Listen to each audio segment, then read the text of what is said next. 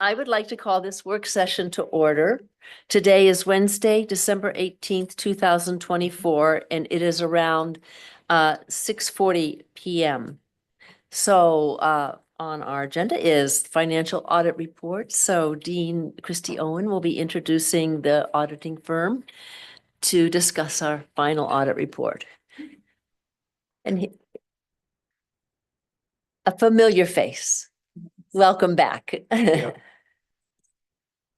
Hello and good evening. I'm joined here today by Darren Bourne, our external auditor, with Kenneth Kuntz. And he is here to present the 2023-2024 annual comprehensive financial report. And I'm going to turn this over to Darren to present some of the findings, and then we will have time for any follow-up questions. Thank you, Christy. Chair Reed, members of the board, it's a pleasure to be here tonight to discuss the results of the audit. I thought I might start out tonight by just giving an overview of the audit process and how it works. The audit field work took place over a period of about 3 weeks, from mid-September through early October. I performed all of the audit work on site here at the college. And since an audit involves reviewing a lot of documentation, I was provided with access to the colleague system and other systems in order to be able to review a lot of that documentation electronically. There's, as you might imagine, still a lot of paper involved, but being given access to the system like I was did greatly increase the efficiency of the process. And nowadays, just a lot of documentation is maintained electronically. So that assistance was greatly appreciated. Throughout the course of the audit field work, all of my questions were answered to my satisfaction, and I was provided with all the assistance that I needed to complete the audit field work. Now, the financial statements, as well as the records that I was auditing, are the responsibility of college management.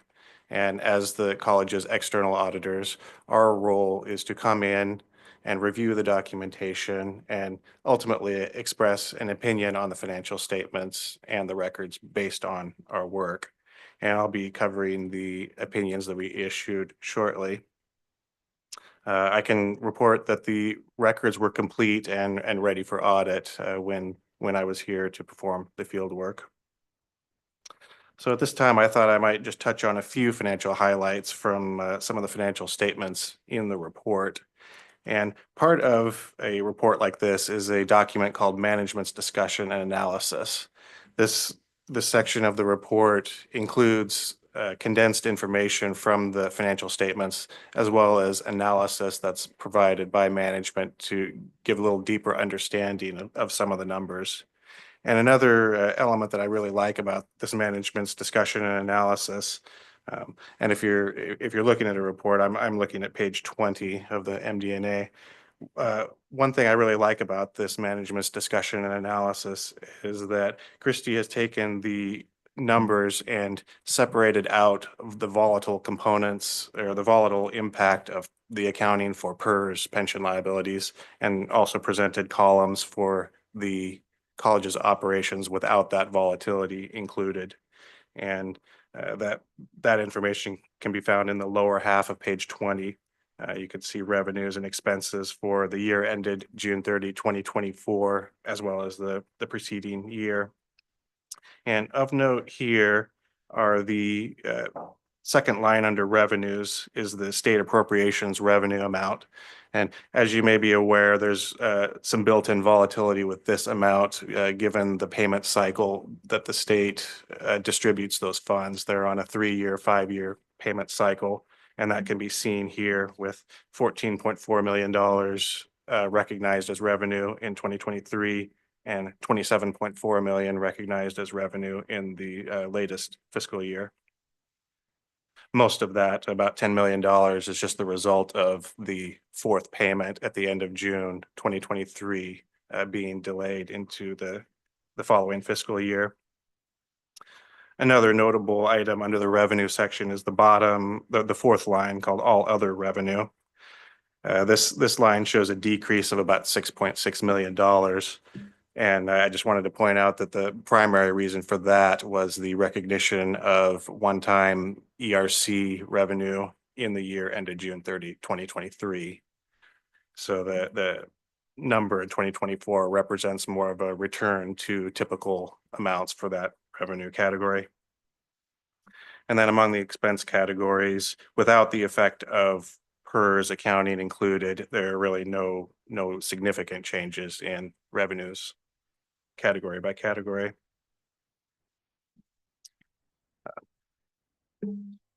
The basic statements themselves start on page 2022 with the statement of net position. And this is the balance sheet for the college as of June 30th, 2024. The top line of this statement shows cash and cash equivalents of approximately $32 million, along with receivables and other assets of about $5 million, resulting in total current assets of $37.4 million. I like to take this number and compare it with current liabilities, which totaled about $19 million at the same point. And this represents a current ratio of almost 2%, which is a healthy number. You have cash and available assets of almost twice the amount of current liabilities at that point in time. Further down on this page, you can see balances for some of the college's long-term obligations, such as general obligation bonds, and pension liabilities. And then at the bottom are categories of net position, which are effectively the equity assets minus the liabilities. And total net position of $52.8 million is broken out into different categories. The biggest of which is the net investment in capital assets of $67.7 million. And that is your equity in the hard assets, buildings, land, and other infrastructure. The cost of those buildings less the debt that's remaining that was used to build those buildings. A few restricted categories of net position, and then you get to the one that looks a little strange, the unrestricted net position, which always shows a negative balance. It has ever since the inception of the accounting for pension liabilities and forcing governments to bring those liabilities onto this statement. It shows a negative $17 million. And the main reason for that is the pension liabilities and other impacts of PERS on this statement. Other colleges also show negative balances for unrestricted net position. The next page is the statement of revenue, expenses, and changes in net position, which shows the information that we were looking at previously under the management's discussion and analysis. This page does include the volatile impact of PERS accounting on some of these expense categories. And then the third basic statement is the statement of cash flows, which takes the cash inflows and outflows and reports them in different categories, such as cash used by operating activities and cash provided by capital and related financing activities. That can be found on page 24.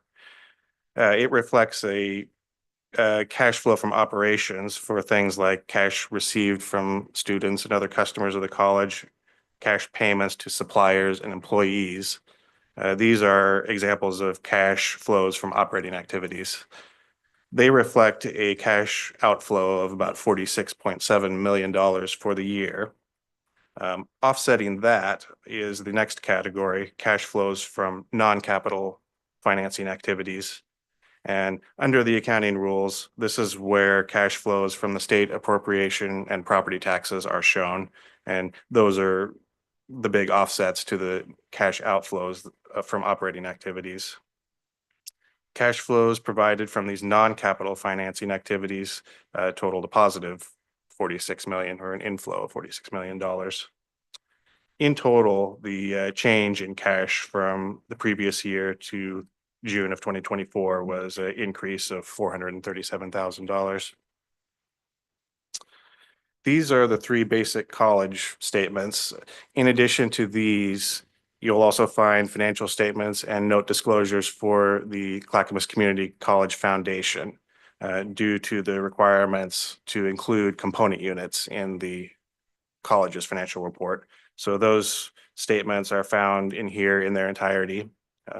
And then there are also many pages of note disclosures for the college's financial statements that have more detailed information on capital assets, long-term debt maturities, and many pages of note disclosures related to pension accounting.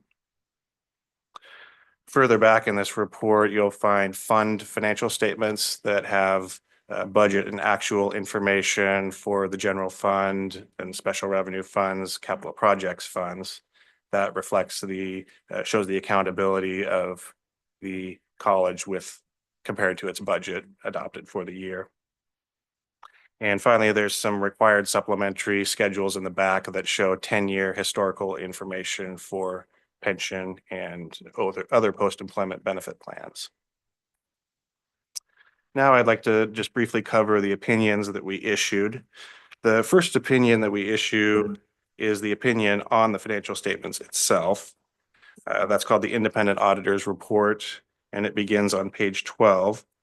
And I'll just read the paragraph that where our opinion is. It's the second paragraph on that page 12. And it reads, "In our opinion, the accompanying financial statements present fairly in all material respects the financial position of Clackamas Community College as of June 30th, 2024, and the changes in its financial position and cash flows for the year then ended." Also included in this opinion, it also covers the foundation's financial statements as well. This is an unmodified opinion, which could also be referred to as a clean opinion. You do not want modifications to your opinion, and this is an unmodified opinion, the best opinion that an entity can receive on its financial statements. We issue a couple other reports that appear in the back due to additional requirements associated with the audit. The state of Oregon requires governmental entities to have the audit include tests of compliance for certain Oregon revised statutes, such as collateral coverage, public contracting, you're bidding out the construction contracts and things of that nature. So we perform testing in that area for compliance with Oregon revised statutes, and we had no findings to report in that area. And then finally, as a recipient of federal awards, the college is required to undergo a compliance audit specifically targeted on federal funding. Now, the college received approximately $15.3 million of federal awards during the year. And of that, about 12.2 million, or about 80%, represents federal financial aid programs. So that was the major program that we tested as part of the federal compliance audit this year, was testing of financial aid awards. And our report has no findings in that area as well. So all of the reports contained in our report here are unmodified opinions. That is my report. I'd like to thank Christy and her team for the assistance that they provided during the audit field work, and I would be happy to answer any questions. Anybody have any questions?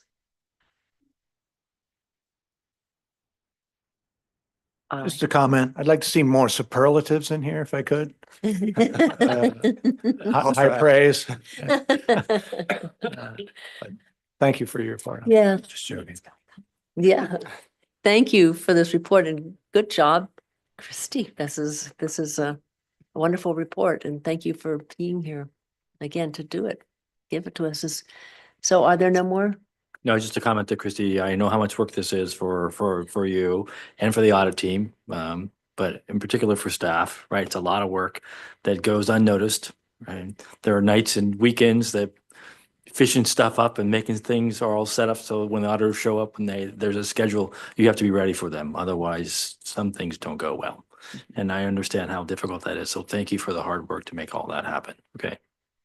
You are welcome. I also would be very remiss if I did not thank Director Elizabeth Cole on our accountant team, Sheila Bach and Jill Johnston, because they really pull together a lot of the details and the information. Work very professionally with Darren as he shows up on site and makes sure that he has access to the information. And that also extends to our partners and departments.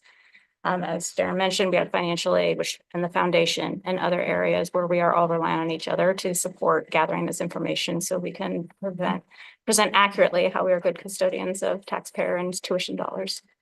So thank you. I do have a question. When's the next audit? Every year. Next year. This time next year? You'll be in front of us again? Or whoever's chosen? I don't know if there's a contract. And I don't know, when's the last time we evaluated that, by the way? Who we use for the audit? Does that rotate ever so often? Do you know the answer to that, You've been Jeff? doing it a while. You've been, yeah. I think we're about to be 4 out of 5. So We have a 5+ people. I'd have to go look. I believe we're about year 4, because usually when we get to year 5 is when we start bringing it to your attention. Okay, so you think we're 4 of 5? Okay, not a reflection on you at all, just Yeah. knowing the question. I had to do that at the city, and we changed at one point, so. Was this in spite of the unicorn hat, or, was the unicorn hat helpful? It's because of. Okay. Some holiday edition today, so you may see some additional flair, if you will. I know, in the middle of an audit presentation, that was good. Yeah. It's just some flair. Okay, well then, thank you, and good for you. Thank you. Mhm. So this session is adjourned. And I'll call to order the regular session. So welcome to the Clackamas Community College Board of Education regular meeting, and I call this meeting to order. Today is Wednesday, December 18th, 2024, around 7 p.m. Katie, would you call the roll, please? Yes, absolutely. Position number 5, representing West Lynn and Wilsonville, Aaron Woods. Here. Position number 4, representing Oregon City, Josephine Joe Crenshaw. Here. Position number 3, representing Gladstone and Johnson City, Wade Hathorn. Here. Position number 2, representing Clackamas and Happy Valley, Rob Wheeler. Here. Position number 1, representing Milwaukee, Kathy Heisey. Here. Position number 7, representing Canby and Malala, Irene Konev. Irene is excused. Thank you. And position number 6, representing Estacada and Colton, our chair, Jane Reed. Here. Okay, Wade, would you read the labor and land acknowledgements? I'd be please? happy to. Thanks, Chair. The land acknowledgement. We acknowledge that the Clackamas Community College campuses reside on the traditional homelands of the Clackamas, Cascades, and Tumwater bands of Chinooks, as well as the Tualatin and Pudding River bands of Kalapuya and the Northern Malala people. They lived and prospered by maintaining strong cultural ties to the land and through wise management of resources. As signers of the Willamette Valley Treaty of 1855, they were removed from their homelands to the Grand Ronde Indian Reservation, where they became members of the Confederated Tribes of Grand Ronde. Please join us in taking this opportunity to thank and honor the original caretakers of this land, their lives, and their descendants that live on as tribal members today, still carrying on the traditions and cultures of their ancestors. And now the labor acknowledgement. And we also acknowledge that our nation has benefited and profited from the free enslaved labor of Black people. We honor the legacy of the African diaspora and Black life and the knowledge, skills, and human spirit that persevere in spite of violence and white supremacy. Thank you, Wade. Yep. Now we're to public comments. Clackamas Community College Board of Education welcomes community members to attend board meetings and to become acquainted with the programs and operations of the college district. Members of the public are encouraged to share their comments with the board during the agenda item labeled public comments. Comments from the audience at any other time during the meeting, except for the agenda item, public comments will be declared out of order. And please keep comments to 3 minutes or less. So Katie, do we have any? We do not. Thank you, Chair. Okay, thank you. So let's move to the consent agenda. Tonight's consent agenda consists of the following items. Approval of 1A, executive work and regular session minutes from 11/20/24. Executive session minutes from 12/10/24. And acceptance of monthly financial report, personnel report, and personnel report. So does anyone want to pull anything from the consent agenda for discussion? No, Chair Reed. I move to approve the consent agenda as presented. Okay, we have a motion and a second. All those in favor, please say aye. Aye. All those opposed, say no. Are there any abstentions? No. Okay, the motion passes to approve the consent agenda items 1A through 2B. Now, Christy, we have a first read of new business. So Dean Christy Owen, please come up. And we'll be discussing the board's budget principles. And Christy will present them. Hello again and good evening. Dean Christy Owen, she, her pronouns from Business Services Division. So this item is the first read of the proposed budget principles. Thank you. The budget principles provide a connection between the college strategic plan and the financial goals for the upcoming budget process. The current and proposed strategic priorities for the FY 24-25 budget process are centered on achieving all aspects of our mission and statute, accreditation, and board policy. So included in the materials for this topic are the proposed budget principles, which largely mirror the principles in effect for the development of this current year budget. The notable change is in the first principle as part to add part to the financial support principle for budget development, and that is the focus on fiscal responsibility and financial stability for the college. The remaining principles for increasing expenditures for new initiatives should support the mission and fulfillment by integrating strategic priorities and program and service area assessment within budget allocation decisions to consider CCC's affordability, district median income, and comparability with other metro area community colleges when establishing total costs, including tuition rates, and then maintaining the board required minimum ending fund balance throughout a 3-year forecast with an emphasis towards balancing revenues expenditures over the 4-year planning horizon. I can have this time for additional feedback or discussion on the proposed principles, and we can work through towards second read at our January agenda.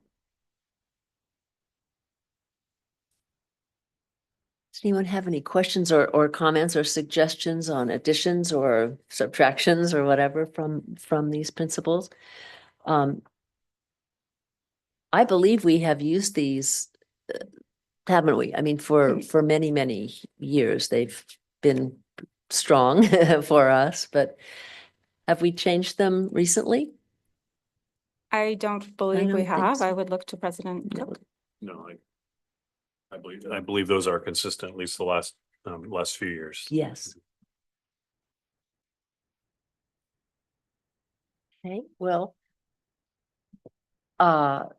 if there are no changes or suggestions or comments, then this will come back to us for Second read. next month to approve for Yes. this. Yes. Okay, Yeah, so I do recognize it's hard to like word edit on the fly. And so I do want to just say, if you have opportunity for questions, you can also reach out through Jeff and Tim, and we are happy to provide additional feedback or clarity on the principles. okay, great. Thank Thank you. you. Thank you. Okay, moving on to new business items, I'd like to invite Vice President Jeff Schaefer to present the bond update. And the board would like to, let's see, yes, go ahead. Thank you. Good evening. Can you turn that jacket down just I a know. little bit? I thought about changing, but I couldn't resist. Good evening, Chair Reed and the board. Jeff Schaefer, Vice President of Finance and Operations. We've got a short presentation just to give a summary of the bond that passed and is on a few different agenda items for this evening. So I'll go through. I think, Katie, you need to click on it and make it full screen. And I'll get us kicked off. Perfect. So I'll start us out with a small history, just a short history on this bond was 2021, college came to this board and discussed after some strategy about refunding our existing bonds that we had, which was a potential, would allow us the potential to generate more funds. So from 75 million, which was the original anticipated amount that we could levy and generate if we refinance or, I'm sorry, if we went out for a renewal bond in November of 24, it went up to about 120. So that was one of the strategies when we started doing this back in 2021. We then began master planning. So we did a major maintenance, mechanical, electrical, plumbing master plan and a facilities master plan.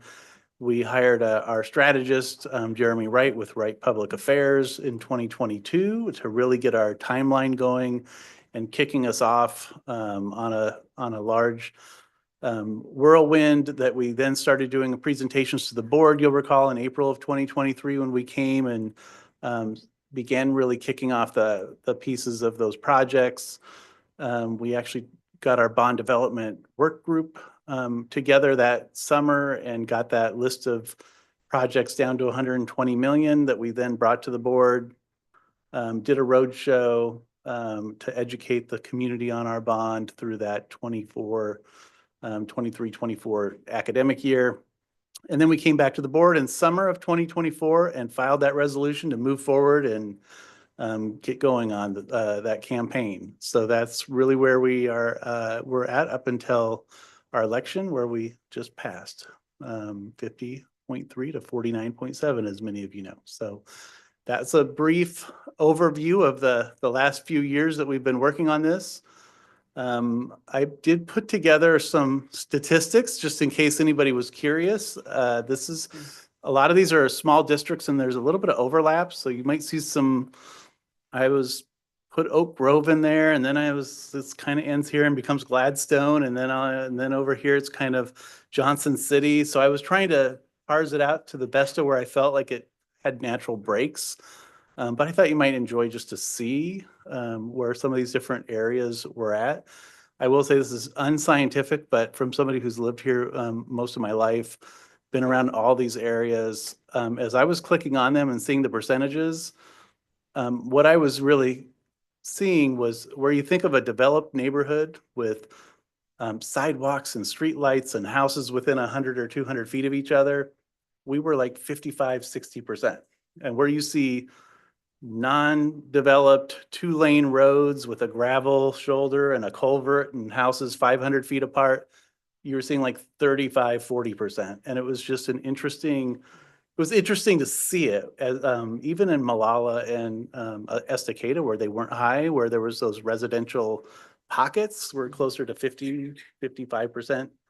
And then as you get beyond that, it's into the 20s. So it's just interesting to see where that dynamic, and that may have just been a part of this election, but to see where there was a definite divide. It wasn't truly geographical as much as I could tell it was areas and pockets. Oregon City, great example, down the hill, 60%. You start getting to South End and beyond the college and it's in the 40s. So it was just, you could just definitely see a geographical component to it that was something interesting to me that just knows the area so well. And I do think that there's something to note here about Milwaukee and Wilsonville being at the top as the homes for the two satellite campuses. There is, I think, an intersection between what you're describing in terms of geography and the fact that those campuses are very present in those urban environments and that people understand, I think, anecdotally anyway, they have a better understanding of what the community college represents and what it means to make further investments in it. Having seen what happened 10 years ago when the first bond was passed and how that played out and how it brought new buildings and new programs and parking lots full of people who are getting educated and moving into better paying jobs and benefiting the workforce and all of that. So I just think that that's interesting, and that also I'm really proud of Milwaukee and Oak Grove for understanding and supporting. So yay us. How do we Yes, explain yay us. Oregon City? It's a good question. Any philosophy there? Like I said, it was interesting how much of Oregon City is maybe not in that developed. I mean, because it expands clear up to the golf course and Maple Lane, and there was not it was kind of surprising to me, our own campus area was under 50%. So, right around this whole area, which was a little surprising. I think it was really, really close, or it was right at 50%. But again, down the hill was a little bit higher, but up the hill, we were starting to lose. And definitely in the rural, start getting towards Caris or anywhere a little bit towards Redland, Beaver Creek, it definitely was driving numbers way down. You also have to remember that Oregon City School District also had a ballot measure on this ballot. Yeah, that could be part of it too. It's also interesting, I think, that our brethren community colleges across the state who also went out for bonds, many of them suffered miserably, right, in their votes in this sort of anti-tax environment that was out at the time. So, there's something to be said about our relationship with the community that we serve, in the sense that it passed, which was obvious, that relationship, but also given the environment that it was in, it seemed to be that there's some real strings to play on as part of this process. Yeah, agreed. And back to the bond itself, just a little bit of that background history again. We developed a work group in summer of 2023 with that $375 million in projects. That whittled down to about 120 million of final projects that we brought forth, with 3 themes of modernizing our learning spaces, enhancing our partner and community connections, and then taking care of what we had. And that list, here's a snapshot. I thought I'd provide a kind of a summary snapshot of those projects, and when you can expect them to be, at least tentatively, our early planning on when they would be designed and constructed and their budgets. So this is on your area here for the learning spaces. You'll see the constructing the Natural Resources Center of Excellence and the McLaughlin Hall and the Dye Learning Center. I have slides on each for a little bit more detail in the packets for those who want to have those. Natural Resources Center of Excellence, which is focused on horticulture, arboriculture, farming, wildland fire. We have a potential partnership with OSU Extension that we're going to be reaching out to see what that will look like and what they can add to the table. And we also are going to be working on this one fairly soon. So this will be one of our first projects we're going to launch here in spring of 2025, because it'll take a while and it's a big project and we really want to get this one kind of kicked off quickly. But it doesn't mean it'll be built quickly. We're still anticipating it'll be all the way till spring of 2027, till it may be a ribbon cutting at this point. So that's the tentative timeline on this one. There's a little snapshot of where we potentially think it may be. We're going to work with, once we actually get the folks on site to start working on that, where are the potential locations. But we're hopefully targeting that area around where the surplus center is off of Beaver Creek Road. For those who are familiar with the Beaver Creek Road side, little green surplus building we have out there is kind of a good space that we've identified that this could be one of the options. Modernizing our learning spaces in McLaughlin and Dye. This one will come a little bit later, mainly because we need to get the Natural Resources Center built before we can actually start moving folks out and shuffling classrooms and such. So this one, we can still design it in 2026, but likely it'll be more of closer to 2027 through 2028 that we're actually doing those renovations to those two big halls. Next set of projects were our community partners and community projects, which were the athletic field improvements, the Challenger Space Center, Simulation Center, the 1 mile walking loop around the Douglas Loop, and the Wilsonville expansion opportunity. And again, these are, some of these will be sooner, some of them will be later. One of our first ones here will be the athletic fields. We're going to work on this one probably this upcoming spring and summer, and hope to kick it right off into construction this summer through winter, fall and winter, and then hopefully be ready to go for spring of 26 for those programs. So that's what we're currently looking for the athletic fields. A little visual, don't want to get too many visuals before you actually get into scoping up the design, but the idea is some bleachers and a new track and a synthetic soccer field in the middle with some lighting. The Space Simulation Center, we're expecting this one will be a little bit later downstream because we have to really figure out what all's happening with all the other buildings before we can launch into where this will happen on campus. So we're just anticipating right now, probably 2027, 28, but we'll be connecting with them soon to see what this will look like and if there's opportunities for where we would put this. Douglas Loop walking trails, another one will happen fairly quickly. We'll go out here and work on the design in winter and spring. And hopefully during good weather in summer, when there's not a lot of folks driving around the loop, we'll get that done here this summer. So that's one of our, hopefully one of our first projects that we should get designed and built around campus here. Then the Wilsonville one is still to be determined. We really need to master plan this one first. So I think the first piece of this will be master planning it, sort of a mini master plan, not a full facility master plan like we did with the campus here. But what are the options of things we could do out there at Wilsonville? So that'll be probably the first elements of this, which will then feed into more of a design and construction later down the road. And our last piece of taking care of what we had. So we have buckets into different major maintenance types of things, IT, safety, security. So this has, these will just happen continuously over the next 2 or 3, 4 years. And they have tentative buckets for budgets. And so here's some of the slides on some of those. So to updating our IT, updating some of our safety and security around our 3 campuses. Of course, the major maintenance, a big chunk of this will be taking care of our chiller and our boiler that's serving a large number of our buildings here in the quad, and getting standalone, high efficient HVAC units, and along with some other buildings. So a lot of work on our major maintenance to take care of what we have, and also the quad, to get that quad updated and safe and lit and good smooth pathways in the quad area, all the pathways around the center of campus. Also had our campus services maintenance yards out there. So this is really just taking and adding a storage building, a grounds building, and updating some other areas just to get some of the equipment out of the rain and out of little lean-tos and such.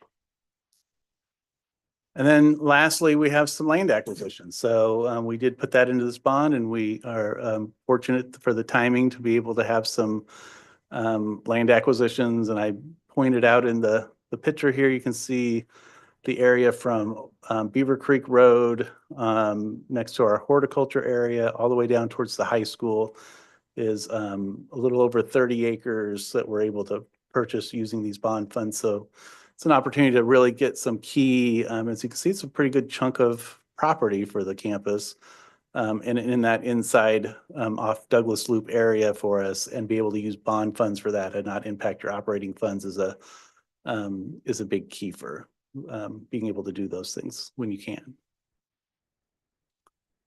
And I don't expect anybody to be able to read that, only that it's there in your packet if you want to zoom up on it, but it's kind of that single page snapshot of all the projects and those tentative timelines of when they might happen for design and construction as a resource, just to say, when was that thing going to happen? And there's your kind of snapshot view of those things on the board packet.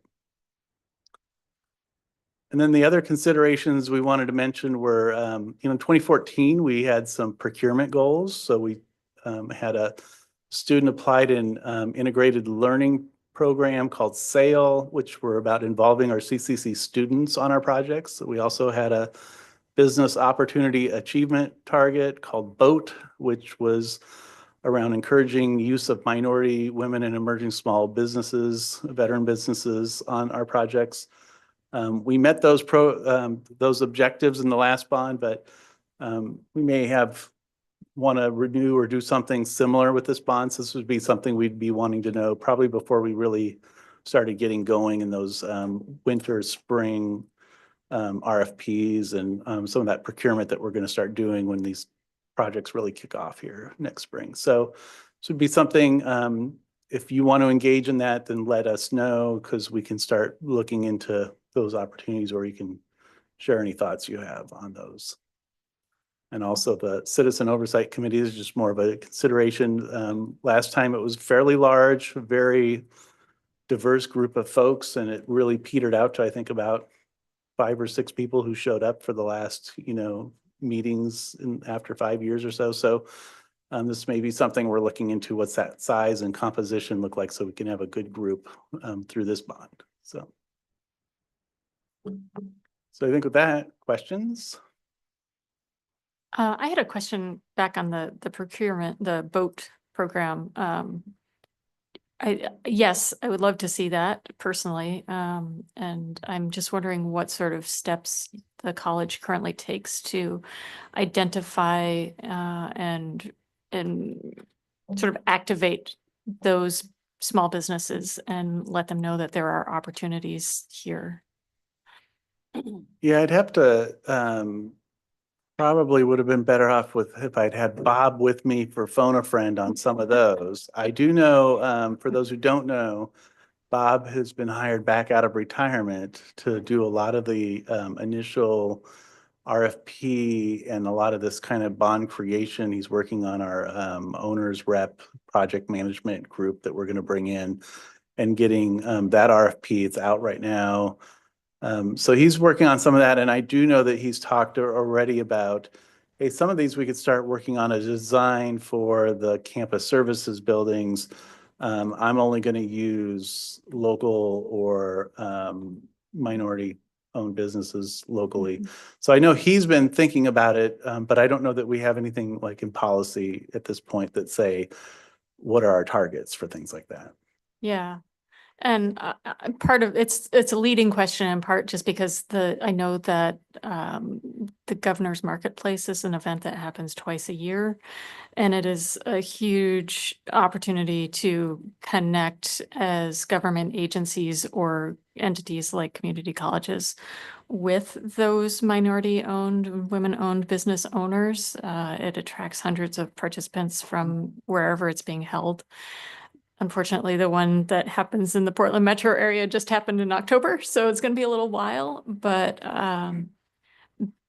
this is a place where I've been learning more professionally, so it's just interesting to me. And yeah, if we could set some targets, I think that would probably be helpful, I and think that's what we're. be great to hear from Bob on his thoughts on that if Yep. he I wants to think come. that's kind of our hope, was to get some direction to look into some of this and Yeah. maybe bring it back for any recommendation or discussion before we get really ramped up on a lot of those procurement pieces in the future here.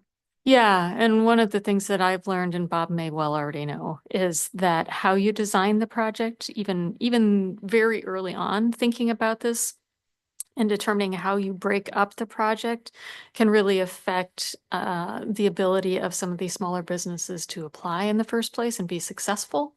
And there's also ways you can design these larger projects that allows for skill building and ramping up so that they can then subsequently, they have the skill set to do much bigger projects than they did previously. So it's just an interesting way to think about Yep. this. And I think it relates really well to the mission of the college as a whole in terms of skill building and helping people get on the path to continued and increased success.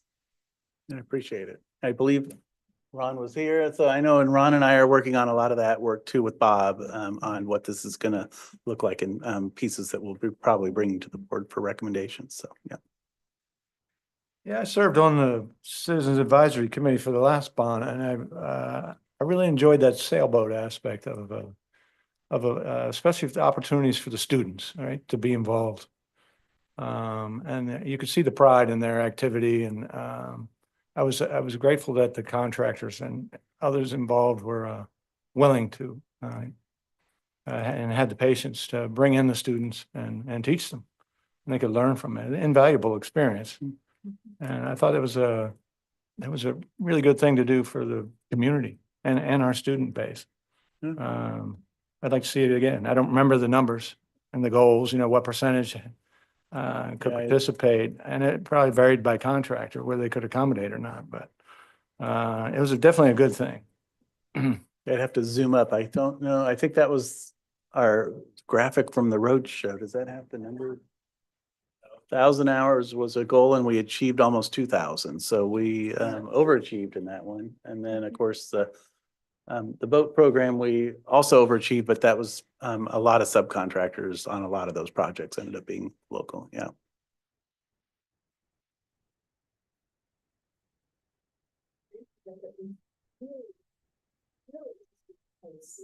Everything all together because this really is wonderful. And it's so exciting.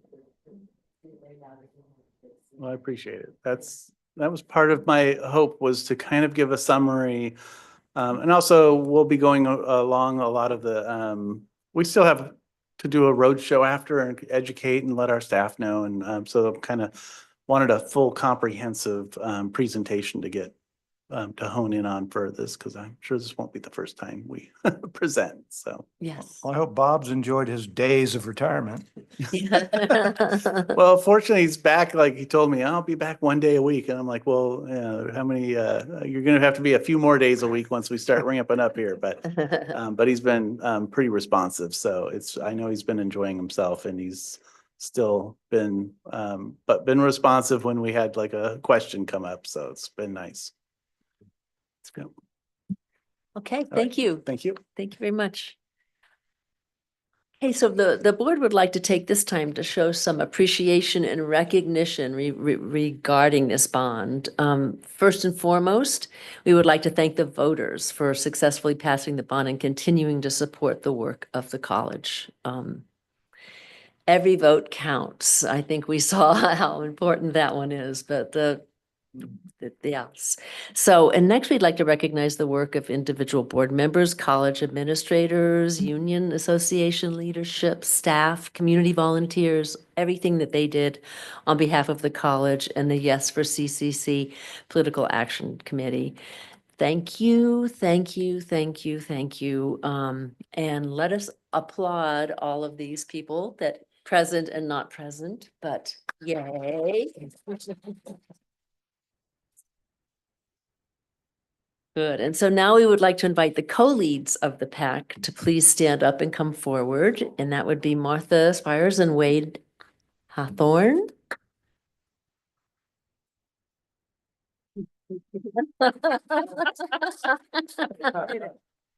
Come join me. Okay. So we have a special recognition we'd like to provide, and I'm going to turn it over to Tim to take it from here. All right, we have a proclamation in appreciation of Martha Spires and Wade Hathorn. Whereas Clackamas Community College recognizes the invaluable contributions of two exceptional individuals who stepped forward to co-chair the Yes for Clackamas Community College Political Action Committee, PAC. And whereas through relentless dedication and unwavering commitment, these individuals spearheaded the PAC's efforts to raise critical funds in support of Measure 3-613. And whereas their leadership and the collective efforts of the entire PAC membership have fostered a sense of pride and accomplishment within the CCC community.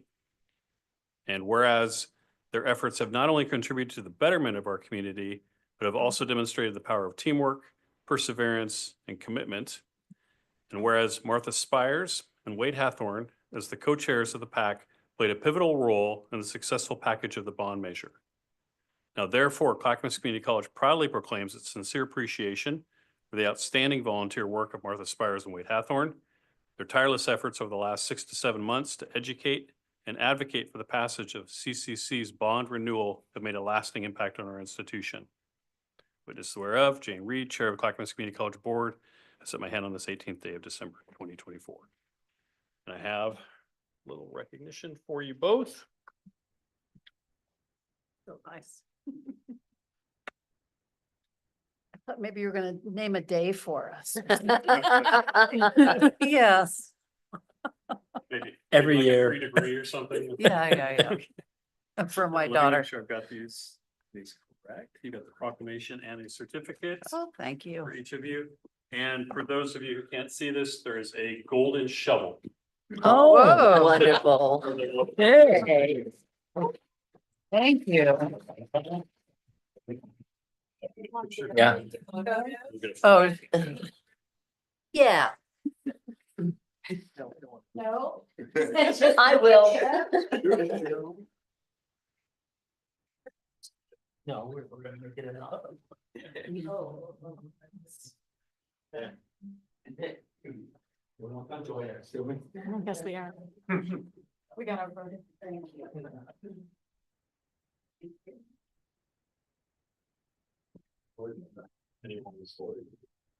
Like maybe between there. Joe, you see, that's good.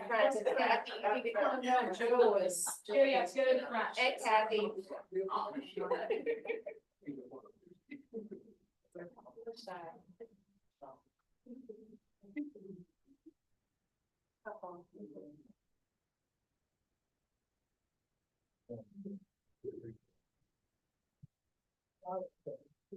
Sorry, didn't land on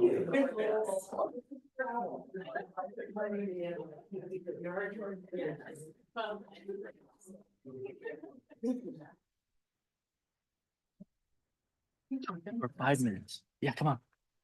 Okay, well, thank you. I just have a couple of comments, okay? Yes. I can't let this go. right? Okay, yeah, this is the time. Want to remind you, President Cook, remember I kept telling you, it's not if, man, it's when. All right. I just really want to say how thankful I am to all the work that Martha provided in here together with me. There were times behind the scenes were just beside ourselves, not knowing what was next for us or what next to do. But we knew we had to move, and it was always a pleasure to sit down with her, whether we were complaining or we were excited or whatever it was quite a journey. I can tell you, there was ups and downs and turnarounds, and we tripped and fall and stubbed our toe, even broke an ankle maybe along the way. But it all worked, and it was a real pleasure to spend the time with you, with such a wonderful person who is so dedicated, right? You wouldn't want to get in this lady's way, okay? I want to thank your wife Yeah, right. for letting you work on the bond during her birthday breakfast. Yeah, right? Her birthday, right? It was, yeah. It was her birthday. Yeah. And it was a real pleasure to work with you. Yeah. And I also want to say that it was a squeaker. Yep. And that I think the college really sold itself. Yep. So You were saying that. luckily our lack of experience didn't bring it down. So you guys do a great job. So thank you very much, right?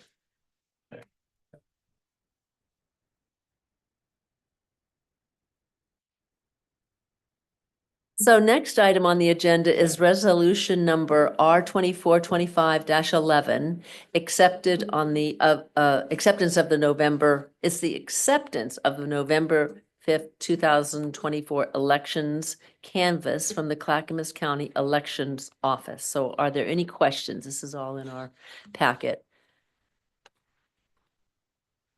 Okay, may I have a motion approving resolution number R 2425-11? I move to approve resolution number R 24//25-11, acceptance of the November 5th, 2024 election canvas from Clackamas County Election Office. I second that motion. Okay, thank you, Kathy and Joe. So we have a motion and a second. All those in favor, please say aye. Aye. Aye. All those opposed, say no. Any abstentions? So the motion passes and we have now accepted this, which is wonderful. Up next is resolution number R 2425-12, authorizing the issuance of the bonds. Now that the district has approved the vote regarding the bond, we need to authorize staff to move forward with a sale and refunding of the general obligation bonds. I will ask Vice President Jeff Schaefer to please come back up and answer any questions the board might have regarding this authorization process. And does anyone have any questions for Vice President Schaefer?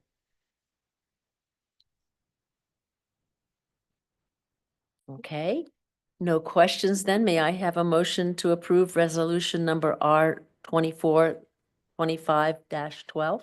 Chair Reed, I would be honored to do so. by Would the you? way. Okay, wonderful. I move to approve resolution number R 24 I'm following Kathy now, right? /25-12, right? Authorizing the sale of new money, general obligation bonds and refunding general obligation bonds approved by the voters of the district on November 5th, 2024. I second. Okay, we have a motion and a second to approve this resolution. And all those in favor, please say aye. Aye. Aye. Opposed, say no. All right, are there any abstentions? Okay, this motion passes. Good. So go forth, but maybe stay there. Let me see. Yes, stay here. So next we have resolution number R 2425-13, authorization to purchase property on Beaver Creek Road with bond funds.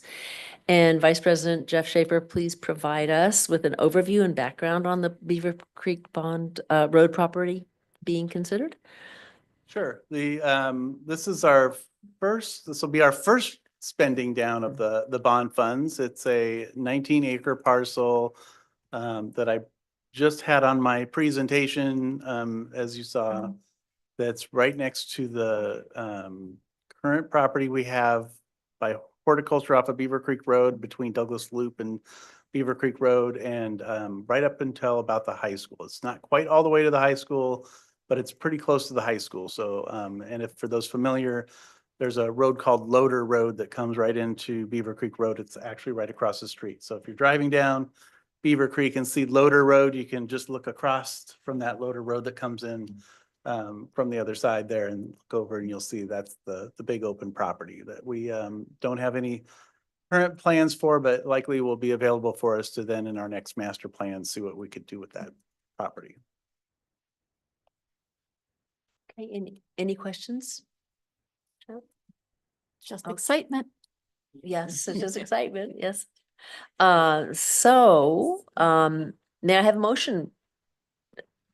Yes, Joe. Chair Reed, I'd love to. I move to approve resolution number R 24/25-12, authorizing the sale of new money, general Mhm. obligation bonds. No. One down. The next one down is 13. Oh. This one. Well, did we get the other one already? Yes. All right. I move to approve resolution number R 24/25-13, authorizing the purchase of property on Beaver Creek Road with bond funds. I second. Hey, we have a motion and a second. All those in favor, please say aye. Aye. Opposed, say no. Any abstentions? Okay, this motion to approve resolution number R 2425-13 passes. Okay. Budget amendment. So the next step is we'd like to invite Dean Christy Owens and her hat back up to present this item.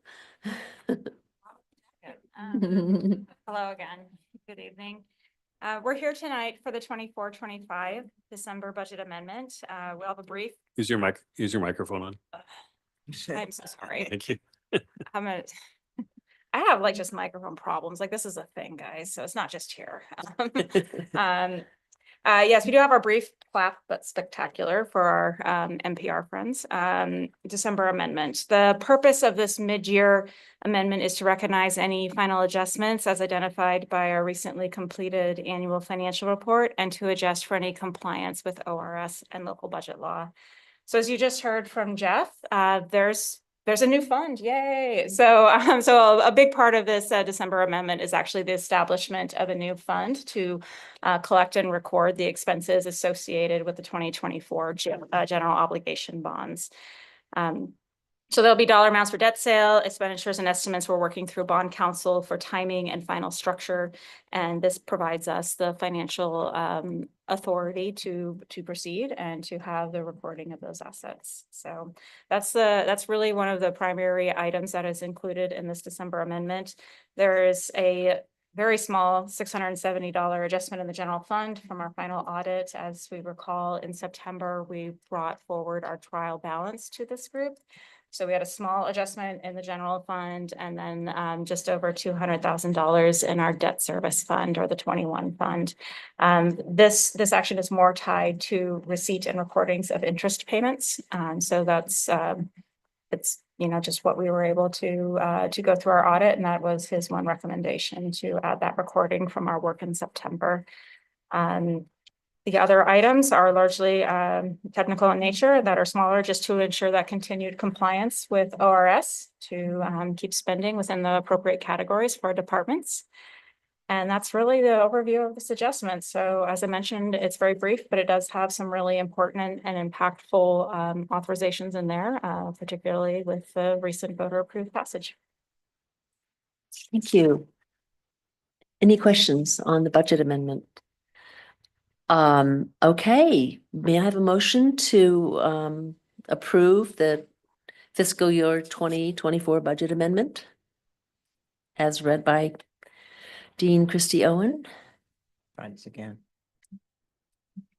I move to approve the fiscal year 2024-2025 budget amendment as presented in the agenda packet.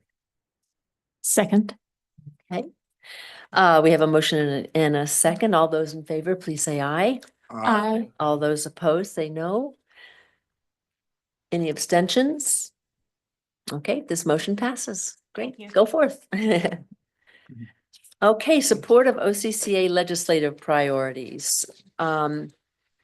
So this item under general business in the Oregon Community College Association legislative priorities, and several of us are already aware of these and several of you are, but I'll let President Cook share a bit more about the OCCA legislative priorities. Thank you, Chair Reed. So some of you heard about this yesterday at the legislative breakfast, but in case you haven't, I'll go over these really quickly. If you have questions, please let me know. And then also OCCA has put together a really nice kind of handout on our statewide legislative priorities for this next session. So you would be voting tonight to support these priorities with the OCCA. The primary one is that we're asking for a $920 million CCC Community College Support Fund request, which reflects our true CSL cost. Fortunately, actually, the governor's recommended budget that came out is only about $50 million off of this. So it's not far from where we think we need to be to keep tuition costs modest in the state. So that's in past legislative sessions, we've been much further off. So I think that's really good news. Another really big part of this for our students is a $150 million increase for the Oregon Opportunity Grant. So this is about need-based financial aid benefiting high school graduates and working adults, which is different from the Oregon Promise, which benefits recent high school graduates and addresses inequities in educational attainment. It's currently $300 million. We're asking for an additional $150 million for the Oregon Opportunity Grant. And I've mentioned some of you in the past, briefly anyway, we're asking that the legislature raise the Article 11G bond funding cap to $14 million. Currently, we're allowed to apply for up to $8 million in matching funds for building projects. And so our horticulture project that we're going to build We've asked for and are in the queue for that $8 million. In fact, I think we're the number one project, if I don't recall, we're right up there, right up there for that one. And then we also had the opportunity with our Wilsonville project to ask for an $8 million matching fund. That $8 million hasn't changed since 2005 when it was instated. So because of inflation, we're asking for that, those matching funds for building projects to go up to $14 million. The fourth, if I'm counting right, fourth project or fourth request that we have is a $10 million for student basic needs. I don't think I need to tell all of you the needs for food, housing, transportation continue to be a dramatic issue for our students. And this is helping give funds for all the community colleges to have our navigator support and continue to offer support for students. So I think that's a critical one. And then just $1 million for co-requisite supports. The last session, there was a Senate bill, and I don't have the number in front of me, I don't believe. Oh, excuse me, I do. Senate Bill 1552 that put together a co-requisite work group that was mandated where we would work together, our faculty would work together to put co-requisite work in math and English with our other classes. And so we're asking for $1 million statewide to pay our faculty to do that work. And the final request does not have any money attached to it, but it's a policy bill called the Adult Reconnect Policy Bill, directing the Higher Education Coordinating Commission to convene a work group to reengage adults with some college but no degree, which is a huge population in Oregon.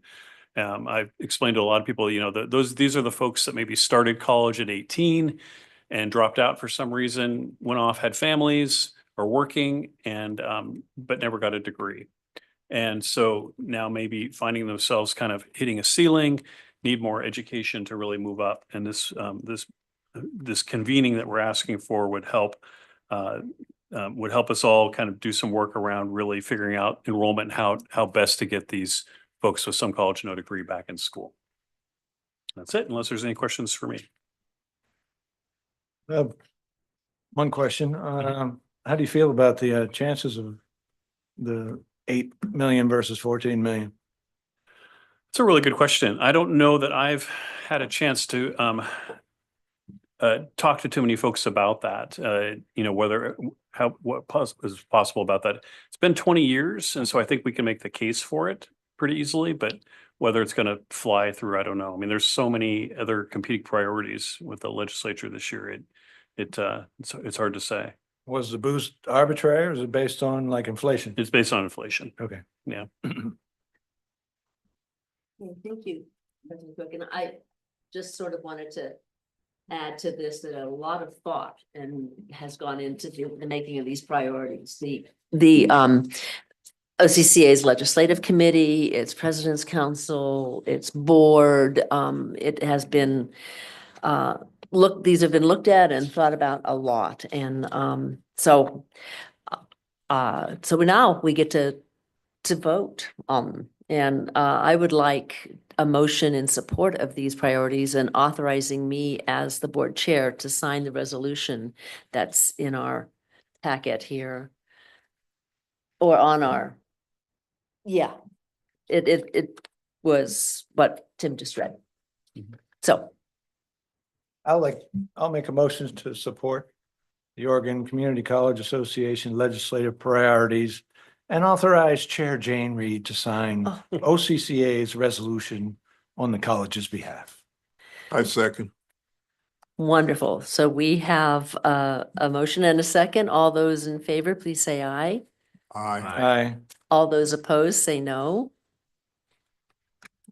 Any abstentions? I will abstain. You'll abstain? Okay, yeah. So please, did you note that? All right. And so the motion passes and I will sign this. So thank you. And, cool, we have a student faculty presentation right now, customized training program presentation by Julie Hugo. And actually, Associate Dean Aaron Grivell will please come forward. Yes, hi.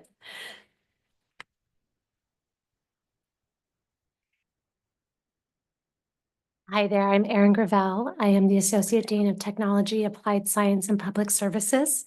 And it's my honor to introduce Julie Hugo, the Director of Customized Training and Development Services, formerly Connections with Business and Industry.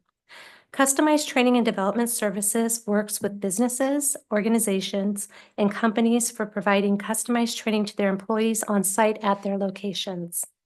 The training they provide covers topics like blueprint reading, customer service, dimensional inspection, leadership, project management, and shop math, just to name a few. Julie Hugo is an amazing director, and I just want to acknowledge her being here tonight, and also just to say that not only is she here, but her whole team is here with her to support her tonight, which I think says a lot about the director she is. So if the team, can you all just raise your hand? Thank you for being here. Thanks. Thank you, Erin. You're welcome. You have a slideshow? Yes, okay.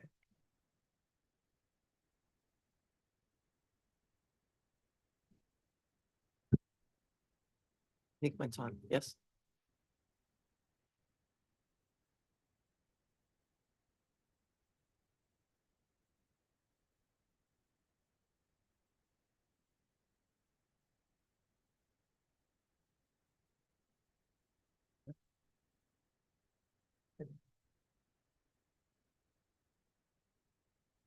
Here's an organizational chart for our team. I started working in customized training in December of 2023 after working in HR and training for both Oregon Tool and Grove Tech Machining. Terry and Teresa are two long-term employees at CCC who have been integral in getting the whole team up to speed on all things customized training. We would not be where we are today without their dedication, determination, and commitment to adding value to the team and to the college. Mark and Janelle joined the team earlier this year after 2 retirements in June. They both come to the team very qualified, connected to local industry, and are adding value to the team and to the college. In addition to our full-time staff, we have several associate faculty on our team, helping to deliver and develop leadership, manufacturing, and business-related training to our clients. Customized Training collaborates with staff and faculty from all CCC departments to provide client-focused training. In addition to providing training and development services to businesses and organizations, our team also represents the college in the community through chambers of commerce, outreach activities, serving on councils and advisory boards, and participating in community events. We strive to build and maintain strong relationships with our local community, serving and working alongside our partners. These relationships help enhance enrollment, bolsters the local community, and ensures our programming and offerings are aligned with the labor market. So far this year, we have connected with all the chambers listed here and have attended many industry-specific events and presentations, connecting with a variety of industries, organizations, and employers.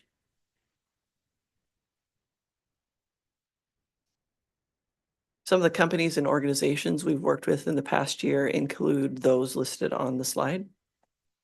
In particular, the Ed Fund is a partnership between 16 healthcare industry employers and 6 SEIU local unions, funded by collectively bargained employer contributions to provide education and training benefits for over 100,000 eligible healthcare workers.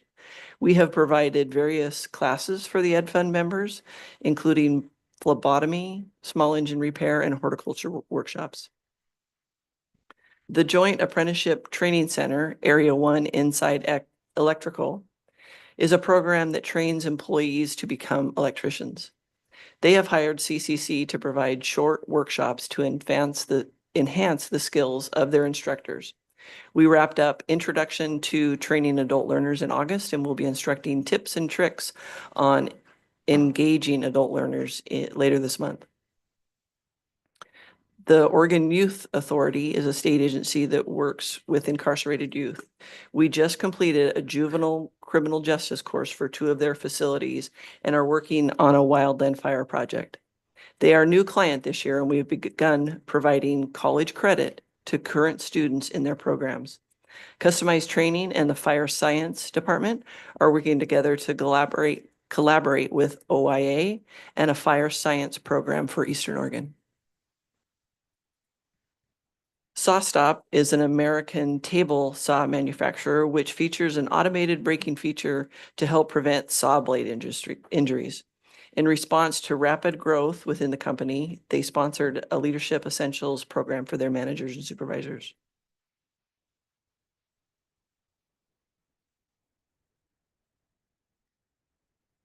I'm good. Here are some of the highlights from our training and delivery of customized courses and workshops since the summer of 2023. We have delivered over 1,700 hours of training to more than 550 students, serving 20 clients across 50 projects. Here's a snapshot of the training topics that have been delivered to our community partners through customized training since the summer of 2023. Manufacturing topics are consistently our most requested, and with strong expertise in our own department and support from the industrial and machine tool technology teams, we are a trusted and impactful provider of manufacturing training. As you can see, Portland Winterhawks are one of our clients. Sue Johnson, the education manager with the Portland Winterhawks, shared this with our team. She wasn't able to be here tonight, so I'll read the letter she wrote. I am writing on behalf of the Portland Winterhawks hockey team, a junior ice hockey team, which is a member of the Canadian Hockey League based in Portland. Our partnership began in 2012, and we have contracted for 2 college courses each year since then. Because of the hockey schedule and frequent travel, customized training allows us to complete the courses from October through March each year, so the required instruction hours are completed. I am indebted to Terry Olson, who helps me select 2 courses each year, set up interviews with CCC staff, and work through the logistics of registration, transcripts, ordering books, and the master schedule. We have a classroom at the Memorial Coliseum, and the college instructors come to us in the morning 4 days each week. Most of our players are Canadian, and the players taking the CCC courses are high school grads between 18 and 20 years old. Some of them are drafted into the National Hockey League, and some go on to college where they will continue to play collegiate hockey. We have been careful to select core required courses that will transfer to all colleges in Canada and now in the future into schools in the US. And I am pleased that all the courses have indeed transferred once transcripts and syllabi are sent. Over the years, our players have taken courses in writing, psychology, public speaking, nutrition, business management, law enforcement, human development, leadership, and sports psychology. We sometimes repeat courses every 3 to 4 years. This year, they're enrolled in economics and psychology, and the faculty has been outstanding and has a unique teaching opportunity for them as well. We are the only team in the Western Hockey League that offers 2 college courses to graduated players. It is a huge expense to the team, but in addition to myself and our general manager, we believe we must offer a well-rounded, comprehensive program where education is as important as developing hockey skills. A few other teams are now offering 1 course each season, but we are unique. The parents of our players are truly appreciative of the relationship we have with the college and of their sons beginning their college careers while playing hockey here in Portland. We are very happy with and very proud of the relationship we have with this program. It has been a great partnership. And again, thank you to Terry Olson and the customized training team for working closely with the Portland Winterhawks. Sincerely, Sue Johnson. Our team participated in a strategic planning session in November, and here are a few of the goals for 2025 and beyond. To enhance our outreach and presence, we have revamped our customized training page on LinkedIn, as LinkedIn is where many businesses and organizations can stay connected and learn about local events, including training. We are planning to create and deliver a newsletter for businesses and organizations looking to learn more about training and services provided by our team. We also strive to provide relevant information on recruiting, retaining, and retraining employees. We stay informed about local training and development needs through networking, conducting needs assessment, and gathering industry-specific insights. We are preparing to deliver an on-campus training in early 2025 for local companies, including an emerging leader series tailored to leadership needs identified through our networks, as well as a blueprint reading course to provide practical, industry-specific skills for manufacturing and machining employees.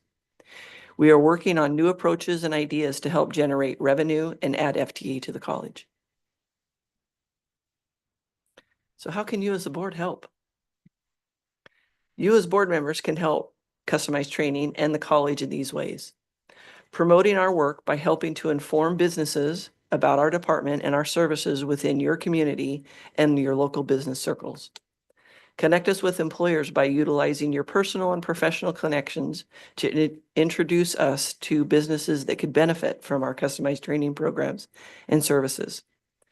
Provide guidance and feedback by sharing valuable information on workforce and community needs to help us better align our offerings. And champion our success stories by sharing our outreach efforts with your network to enhance our visibility and impact. Thank you for your time. Thank you, Julie. This is very good. And you. I really appreciate how the board can help. That is always something that's good for us to hear and that's needed. So thank you for that. Does anybody have questions? Yeah, I do. Yes. Yeah, thank you for what you've done here. I have a question, a couple questions actually. I noticed that I only saw one technology company, Intel, on the grouping. Is that a reason? Is you just haven't reached out to other technology companies, or they haven't reached out to us? A little of both. Intel, we've been working with them for a while, so we work on different projects. I believe with the pandemic, a lot of the companies shut down their training and the need for that. So we're really having to re-engage with local businesses, organizations, and a lot of people moved around. So we're really having to start from scratch and reestablish those relationships. So while Intel is on the list, we're also working with some other local, specifically manufacturing and machining technology type programs. Yeah, I asked that because in Wilsonville, we have a number of technology companies that I would encourage you to look at and consider. I also need some clarification when we talk about a customized. So everything you do is customized to what that organization wants or needs? Correct. Okay. So I see nothing in technology. Is that something that you're thinking about? We do work with technology. We have to work with what the needs are locally. And again, being new and building the team, we're really trying to work on the outreach. So the technical companies that you're referring to in Wilsonville, if you could connect us with those through Chamber or through your connections and make a soft intro, that would be helpful. Okay, thank you.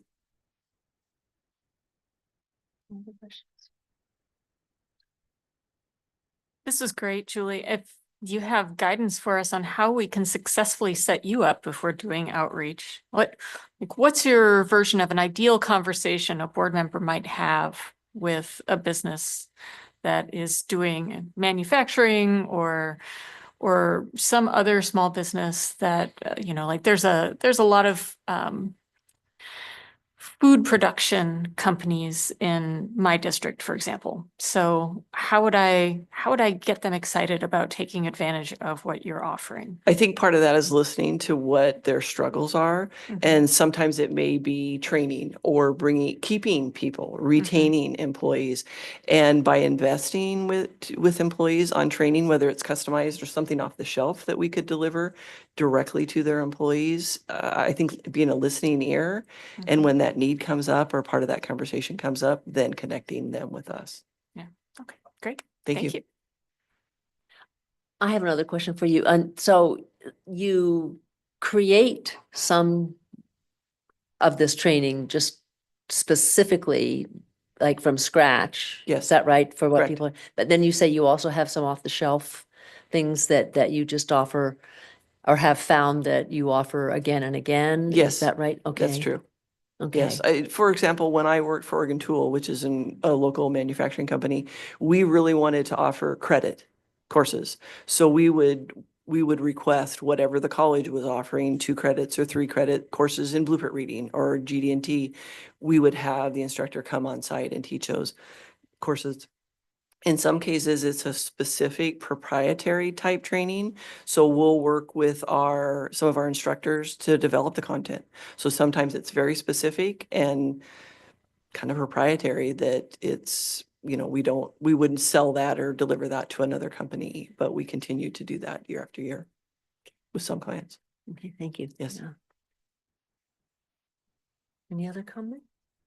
Great Well, questions. thank you very much. This is very interesting and yes, I go forth. Thank you. Thank you for your time. Yes, thank you.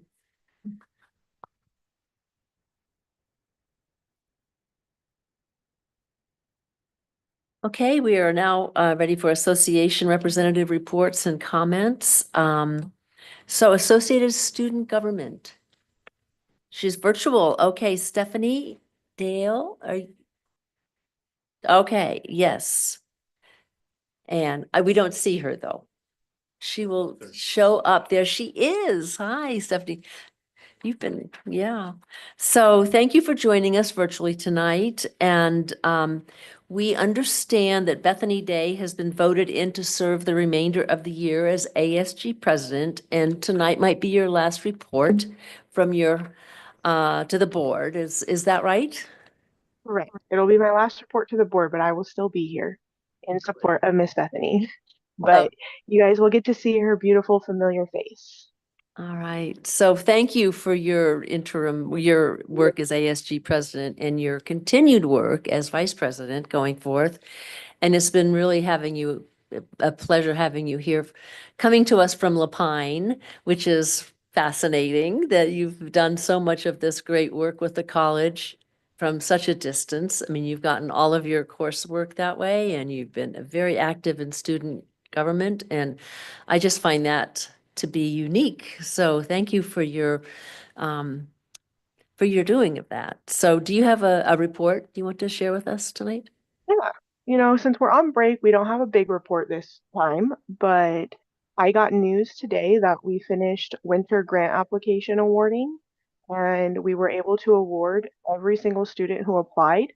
Maybe not all of the grants that they applied for, but every student got at least one grant, which I believe it totaled out to 52 grants. So we were really, really excited about that. And then as far as ASG things that we have going on right now, we are planning our winter training that's happening on Friday, January 3rd. And that's just for all student life and leadership, but we as ASG are planning what we will do in our specific breakout for ASG. We had a couple members step down due to class schedules or other things, and so we're doing a little bit of hiring for the winter term.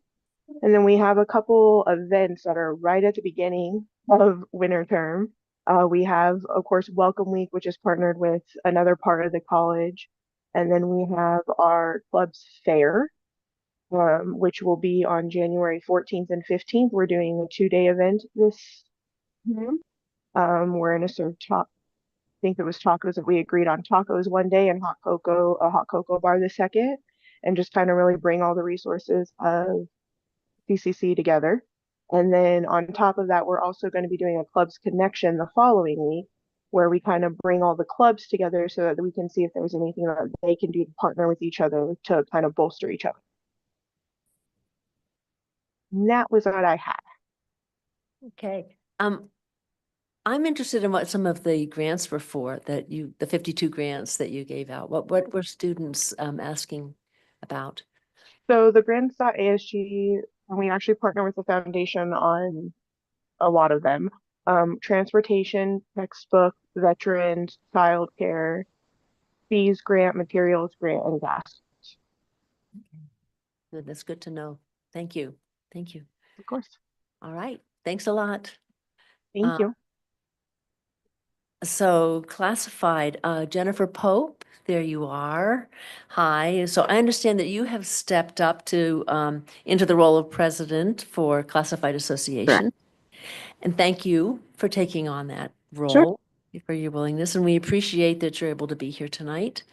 Do you want to take a few minutes to introduce yourself before, and then give us a bit of a report?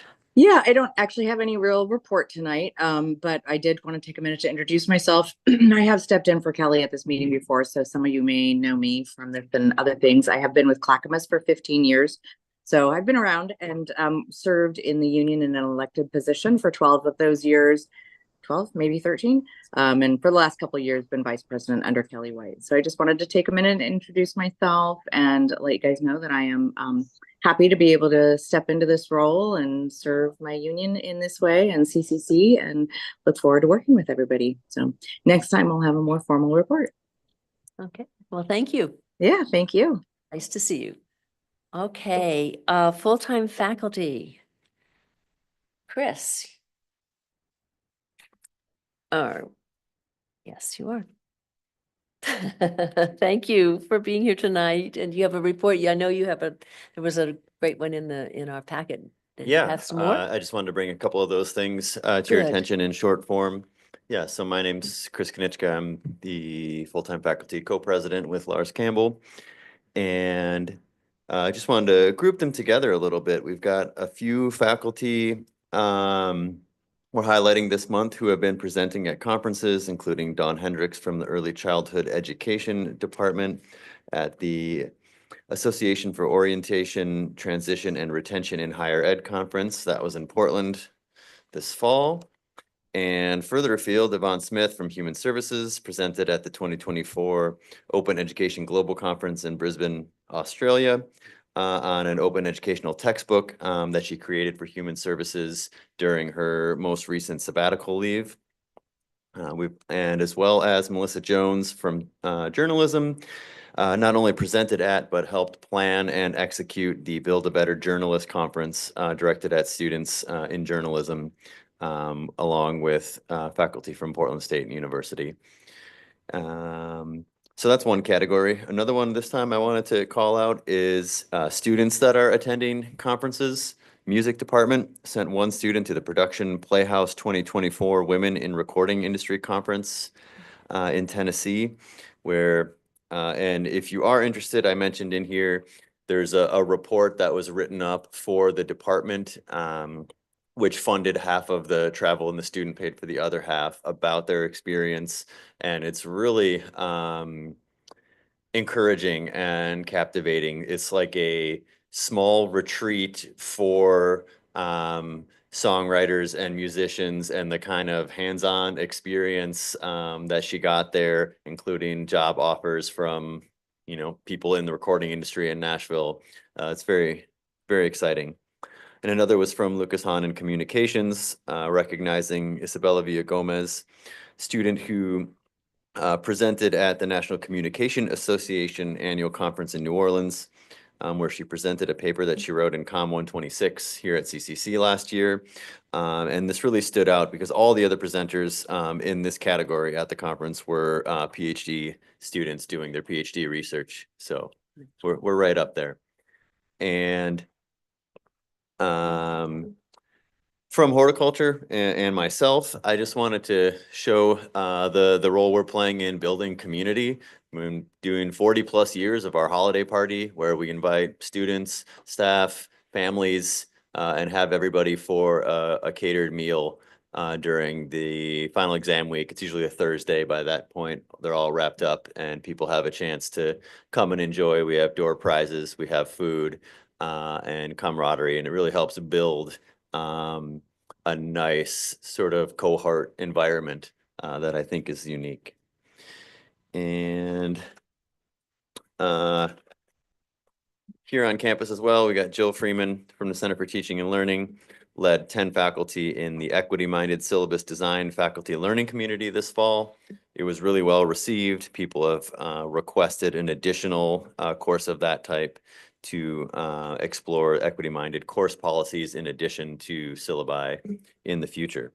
So thanks to Jill for putting that together, and there's a list of those faculty who participated. And finally, Kat Long from English for Speakers of Other Languages just updating that this year, in response to very high enrollment numbers, they hired 3 new associate faculty in summer term, and they're hiring 1 more associate faculty person for winter term just to meet the demand of their courses at present. So that's what I wanted to share with you today. And I'm off contract for winter term, so you'll be seeing Lars here, and I'll see you again in April. Any questions before then? Any questions? Just appreciate hearing all this wonderful stuff. Yeah, And thanks have for the a- have a opportunity to good time share.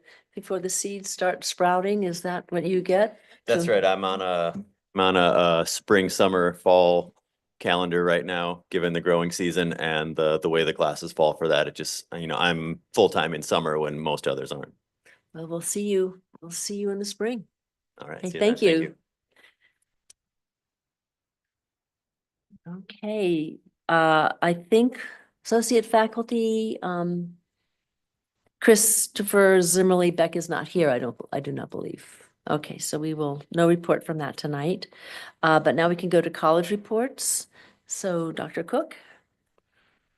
Thank you, Chair. Not a fairly short report tonight. Just a few things. Thank you for those of you who were able to make the legislative breakfast yesterday morning. I thought that was a big success. We had, I think, around 100 folks sign up for that. With the bad weather, a few had to cancel, and most of the legislators made it. So lots of really great conversation.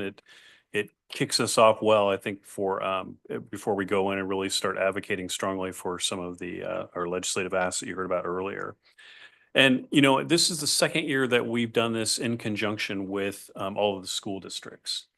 And, I think you would agree with me that it's been a much better, much more robust event now that we have, the ESD co-sponsoring and then the school districts, the board members and the superintendents all there. I think it helps get the legislators there as well, because there's so many constituents to hear from. And I would just say, I think you all know this, but I'll just say it again, that we have a monthly superintendent's meeting. The first Wednesday of every month, we meet at the ESD, the 10 superintendents, Larry Didway, who's the superintendent for the ESD, and then I'm a member as well. So I guess there's 12 of us total. And, a lot of those agenda items are pretty much K-12 focused. And so it's not always pertinent to what's happening here, but it's always really helpful to hear what they're doing. And so I just want to give you a little bit of a sample from some of the things that we were working on this last week. And I would just say this legislative breakfast is kind of came out of this group that gets together, and other things sort of come out of these conversations we have as well. So I think it's a really good use of time. But this last time they all approved an MOU with the Canby Fairgrounds, Clackamas County Fairgrounds, that if there is a significant event here in Clackamas County, that is the place that they could set up and actually run a school or schools if they had to. And Ron, I haven't had a chance to talk to you yet, but they said if Clackamas Community College is interested in going in on that and having that be another place for getting together, that'd be something they'd welcome. They spent a lot of time talking about what are called their LSPs or local service plans, which is really about the work that they do with the ESDs and all the services they provide. So really not as pertinent to what we do. And then they had a long conversation and ended up approving they're actually going in together on a registered lobbyist that will represent Clackamas County interests. And so they're kind of collectively paying for that position that will help them advocate for needs of Clackamas County.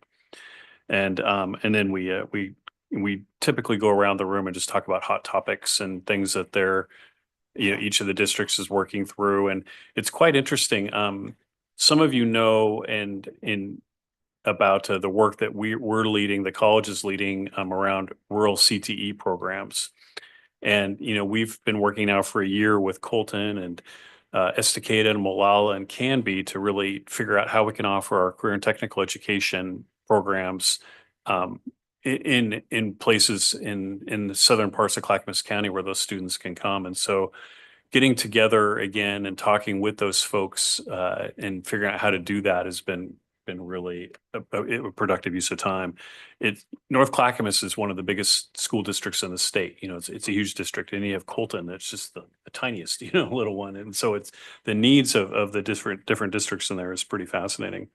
And several of us from the rural schools and then from the college actually went and visited the Salem Kaiser CTE school. I'm getting they've got a fancier name for it, but it's a model that we're looking at where it's essentially students from Salem Kaiser are able to go and work on construction or work on some 3D printing modeling. They have something like 12 different CTE programs there. And we're trying to figure out how we can be a partner in the rural areas with them. So that's all come out of this regular superintendent's meeting that we meet with every month. So pretty interesting. I'll try to update you as it seems interesting for things that they're working on there.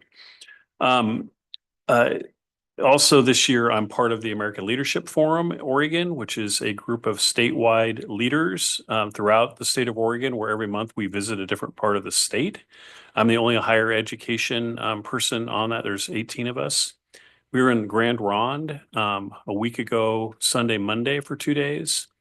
And I'll just say some takeaways from that. We spent time with the tribe and really learning about them. And one of the things they said that really stuck with me is a lot of people drive by that Grand Ronde Casino and think that's Grand Ronde. And, you know, they took us to their administration building and their sort of campus, really, where they have 800 employees, where they have a school, where they have a healthcare center, where they have a whole bunch of really vibrant activity happening. And it's not all related to casino funding. In fact, gaming is something that's been on the decline for some time, and they're really looking at different revenue sources and ways that they can be self-sustaining. And you know, with our partnership with the Grand Ronde, it was pretty interesting and pretty fascinating to think too about other ways that we can get involved in this. So, you know, we've been now to Woodburn, we've been to Sisters, and we've been to Grand Ronde and really learned about different parts of the state. We'll be in Newport next month, learning about some issues facing that community as well. So pretty great opportunity too, and something that's paying dividends too. I've connected with some folks around potential housing work here on the campus, and then some other potential projects too that we can connect with. So that is my report, unless there's any questions for me. Any questions? Thank you. I appreciate hearing about K-12. That's I like that a lot. Thank you for adding that. Absolutely. Okay.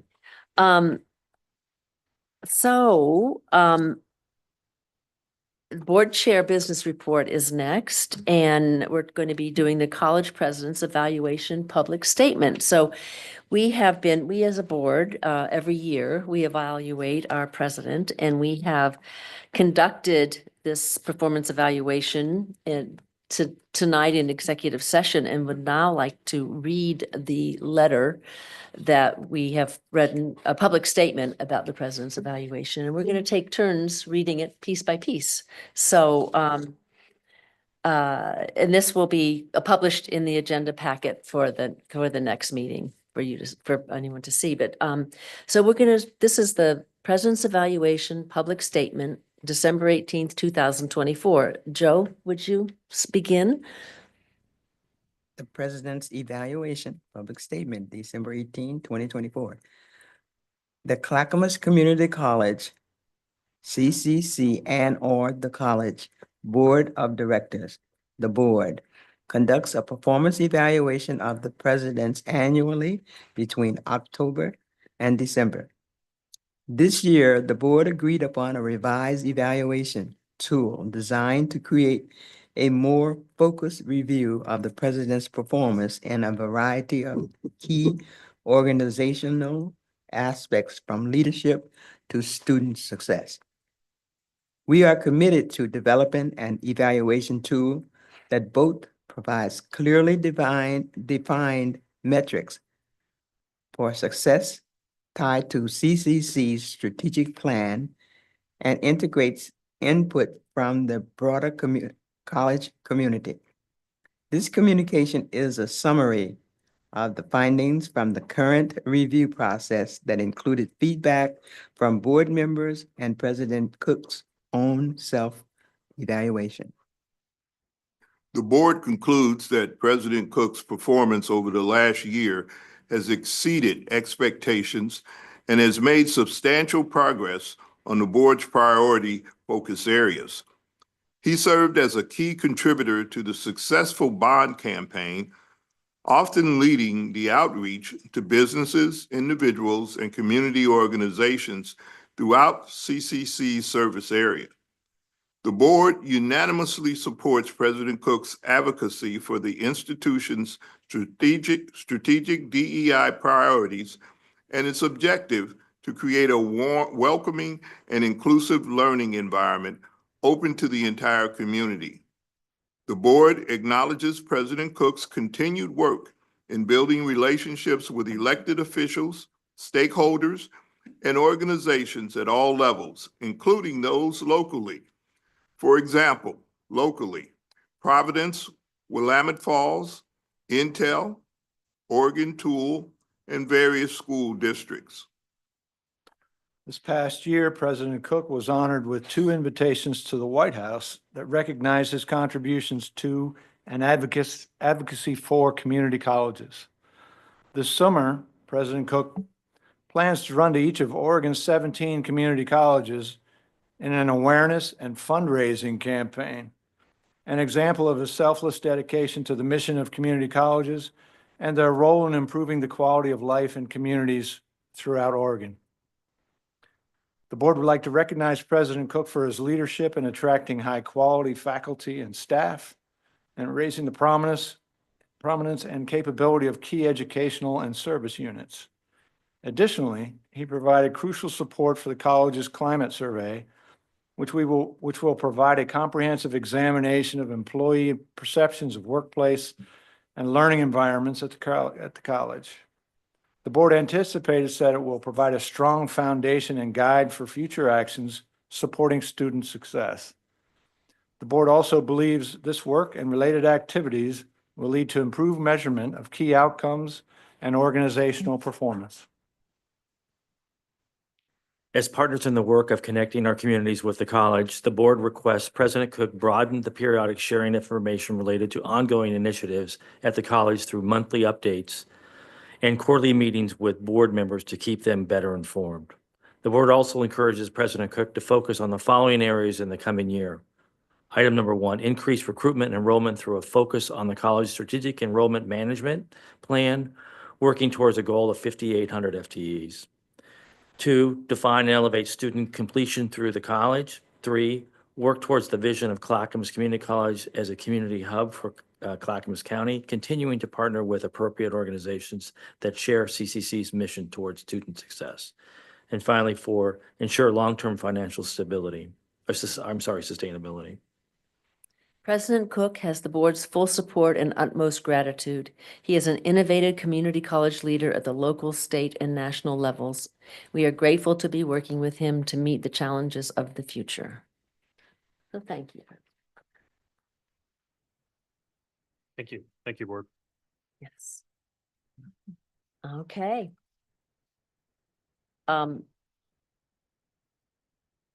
Next is the Oregon Community College Association report, and that would be me. And one of the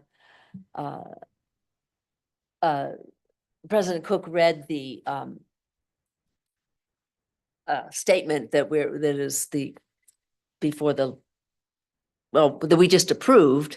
That was something that was talked about a lot during this last month in different meetings and stuff. The 4th week fall enrollment was released by HEC on November 14th, and it showed a 4.3% higher head count this year than 2023. And it's the same as a national trend.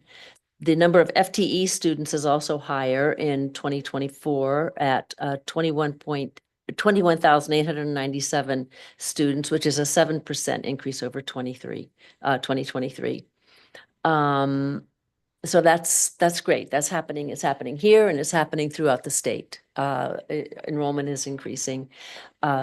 We or Dr. Cook talked about the fall revenue forecast of $950 million is what they're predicting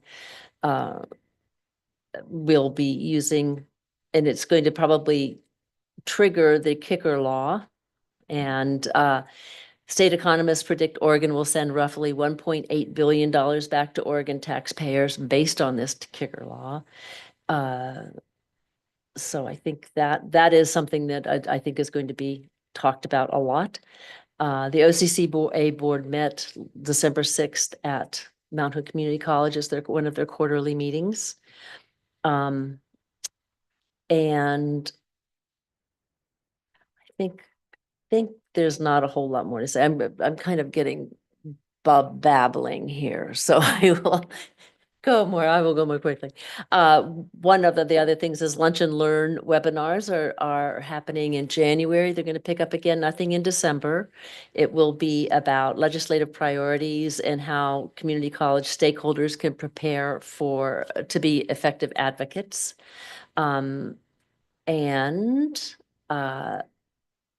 Summit Lobby Day will be in March 5th through 6th. The Legislative Summit and Lobby Day will be those March 5th through 6th. And the All Oregon Academic Team Luncheon will be April 18th. So I think that's about it for my OCCA report, but things are moving right along and everyone is getting geared up for the legislative session, which is great. So that is my report for OCCA. And Joe, do you have a Community College Education Foundation report? Yes, I do. And what a report do I have? Mhm. The foundation is currently participating in 2 campaigns running. Our year-end appeal landed at the donors' homes the week after Thanksgiving and will run through the end of the year. And we're working really hard to secure funds for our Running for Oregon's Community College campaign. That's the one that Dr. Cook talked about. During this calendar year, the foundation has supported 169 students with basic needs assistance, helping them with housing, medical expenses, transportation, utilities, childcare, totaling $93,579. The foundation sent 57 rent checks out, keeping many students from being evicted.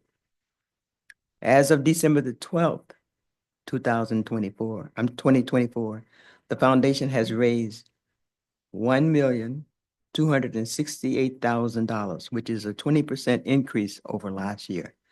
Kudos to the foundation. Yes.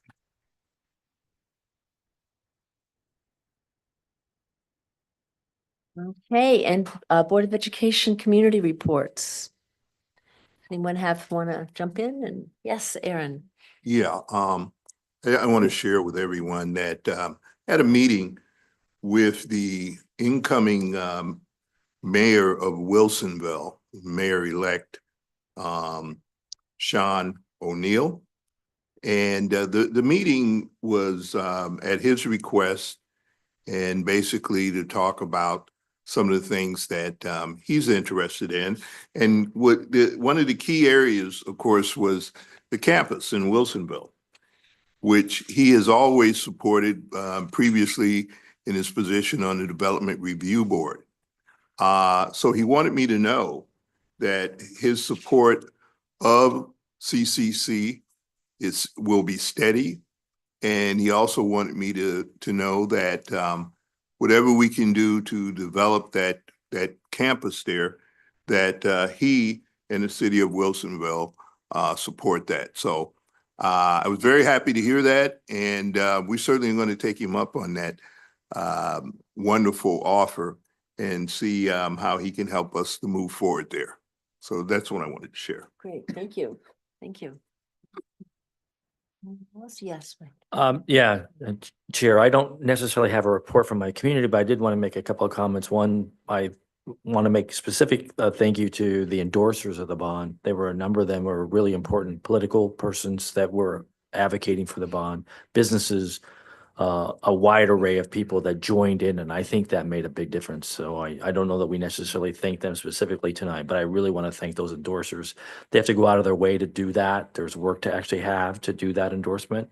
And it becomes very important because it's portrayed in a number of places where we go out as part of that campaign. But I also want to say, congratulations to the foundation for, I think that's probably is that a record for raising money this year, right? If it's not, it's got to be close, right? And I really want to also commend the foundation for its broadening of support to help students in their assistance to live and come back to the college, to keep them engaged as part of that process. It's not oftentimes always just about the book or the class. It's about them, and not losing that sight and making that an open opportunity is something that's really important. So thank you for that.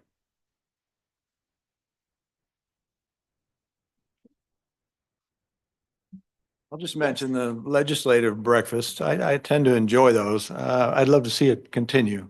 I think it's a good thing for the college, good thing for students, good thing for staff, even to interact with our electeds. They definitely have influence. And they seem to support the college for the most part. The ones that are there, maybe they're there because they support the college, but I always enjoy interacting with them, and they seem to. And we've got some opportunity this year. It seems quite a bit. Mark Meek is chair of the Revenue Committee in the Senate, and who knows? Maybe that can benefit us. He's he lives in the area, and he knows our issues. That's all I had to say. Thanks. And, well, we have a congresswoman as well, Janelle Bynum, going to Congress for us. She's actually my House rep. Happy to see she attended, and I'm sure Joe was happy to see her too, weren't you, Joe? Do